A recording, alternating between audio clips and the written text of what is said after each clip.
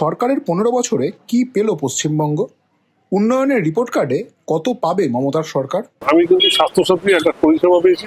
Recently আমার বইয়ের হার্টে একটা স্টেন বসছিল, তো সেটা দেবীসেবিতে করেছিল, তো যে 2,60,000 টাকার মতো একটা এই যে বিশাল গ্রান্টটা পেয়েছে, যার জন্য আমি কৃতজ্ঞ। উন্নয়ন বলতে দেখেন, মানুষের সব থেকে যেটা প্রধান দরকার সেটা হচ্ছে রাস্তা, জল, কল, বিদ্যুৎ, তারপর বাড়িঘর যেটাকে আমরা বলি, ঠিক আছে। আবার এগুলো একদম আমার বয়স তো প্রায় 55 বছর হতে গেল, যেই কন্ডিশনে দেখেছিলাম আমূল পরিবর্তন, সব একদম এগুলো নতুন করে আমাদের কাছে আর চাহিদার কিছু নেই। কি উন্নয়ন আছে, আরো ক্ষতি হয়েছে। যে সময় এখানে বামফ্রন্ট সরকার চলে যায় 2011 সালে, আমাদের রাজ্যের যা পরিস্থিতি ছিল, সার্বিক উন্নয়ন হয়েছে।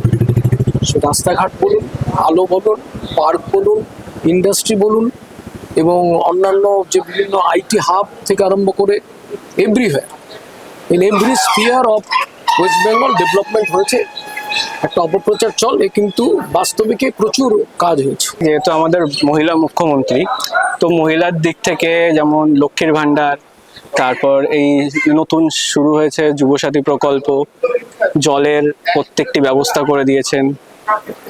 এছাড়াও নারী সুরক্ষার দিক থেকে যথেষ্ট উন্নতি হয়েছে আমাদের এই 15 বছরে। ফলো করুন আনন্দবাজার.com।